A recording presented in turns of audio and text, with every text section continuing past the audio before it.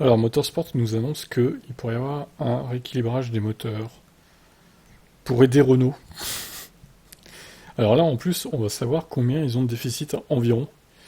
Des sources suggèrent que la performance des différents blocs turbo-hybrides gelés depuis l'an passé, et ce jusqu'en 2025, pointe vers un déficit de puissance pour Renault, situé entre 20 et 33 chevaux quand même, par rapport aux autres motoristes. Ni la FIA ni Renault n'ont souhaité faire de commentaires. Dans une saison où les performances globales sont si resserrées, un tel déficit peut coûter très cher à Renault, dont les ambitions sont aujourd'hui loin de se concrétiser.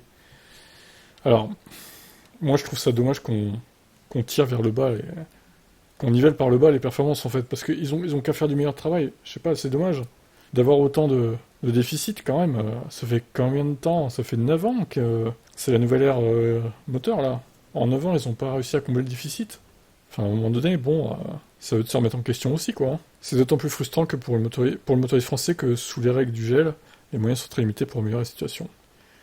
Il n'y a que la fiabilité, effectivement. Le rééquilibrage des performances moteurs est déjà existé en Formule 1, et notamment lors de RV8, à partir de 2007, afin de permettre au peloton d'être plus resserré, après que certains motoristes ont exploité des modifications liées à la fiabilité pour améliorer leur performance, s'offrant ainsi un avantage.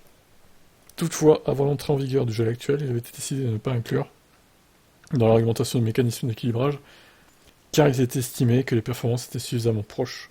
Si un accord est trouvé en commission F1 sur la mise en place d'un éventuel rééquilibrage, il est pour le moment pas possible de savoir quelle forme il pourrait prendre. Il paraît difficilement concevable qu'une certaine attitude soit laissée à Renault pour améliorer les performances.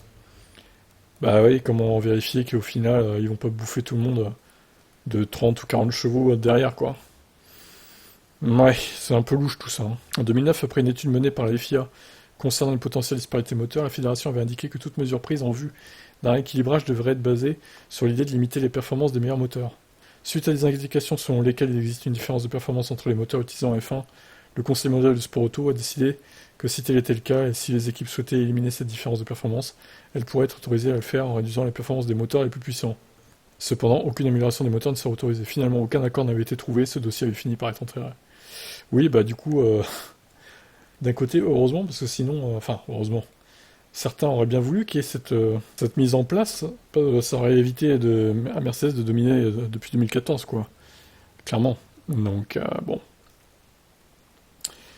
Bah, moi, si on me demandait mon avis, désolé Renault, mais je suis contre. En fait, je suis contre un équilibrage des performances moteurs. C'était à eux de trouver la performance au moment où c'était pas gelé, quoi. C'est con, mais bon. Ils vont encore se taper un moteur en 2023, fin 2023, début 2024, enfin tout 2024 et tout 2025 avec un déficit. Mais j'ai envie de dire, fallait être plus malin. Là, c'est trop tard.